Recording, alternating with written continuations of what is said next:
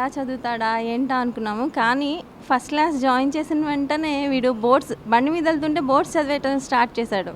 LKG నుంచి direct first stand అది boards చదివేయటం, ఇంకా చాలా ఫాస్ట్ అయిపోయాడు. అన్నిటి యాక్టివిటీస్లో ఫస్ట్ ఉంటాడు వీడు. యోగా, కీబోర్డు, మా బాబు అన్నిటిలో ఫస్ట్ ఉంటాడు. మేము వాడిని ఎంకరేజ్ చేస్తూ ఉంటాము. అందరూ సాఫ్ట్వేర్ అంటారు, ఇంజనీర్ అంటారు, బట్ ఈ రెండు సెలెక్ట్ చేసుకోలేదు వాడు. నేను యూనివర్సల్లో నేను జాబ్ చేయాలంటాడు. వాడికి చాలా ఎన్సైక్లోపీడియా అవి చదువుతూ ఉంటాడు. Education best. నెక్స్ట్ యాక్టివిటీస్ చాలా బాగుంటాయి సార్. కేరింగ్ చాలా బాగుంటుంది సార్. చదువుతో పాటు యాక్టివిటీస్ కూడా చాలా బాగున్నాయి. స్ట్రెస్ ఏమైనా ఉంటుంది ఈ స్కూల్లో చదువు? స్ట్రెస్ అనేది ఉండదు, అస్సలు ఉండదు. చాలా కూల్గా ఉంటారు పిల్లలు. स्कूल में होता है एक्टिविटी, वे सबसे बहुत मज़ा आता है.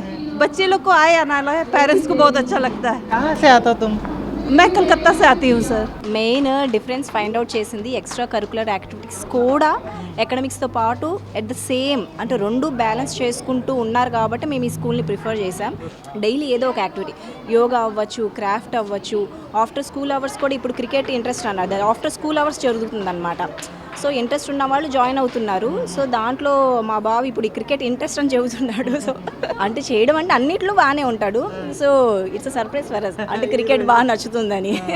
అంటే ఓన్లీ రుద్దడం ఒకటే కాకుండా స్టూడెంట్కి ఏది ఇంట్రెస్టో ఎంకరేజ్ చేస్తున్నారు. అండ్ ఎస్పెషల్లీ ఇప్పుడు ఉండే జనరేషన్కి దే నీడ్ దట్. దాని గురించి ఒక్క మాటలో చెప్పాలంటే ఏం చెప్తారు? ఆసమ్. ఎడ్యుకేషన్తో పాటు కల్చరల్ యాక్టివిటీస్ రెండు ఉంటాయి. ఎడ్యుకేషన్ కూడా ఎక్కువ ఇంపార్టెన్స్ ఇస్తారు.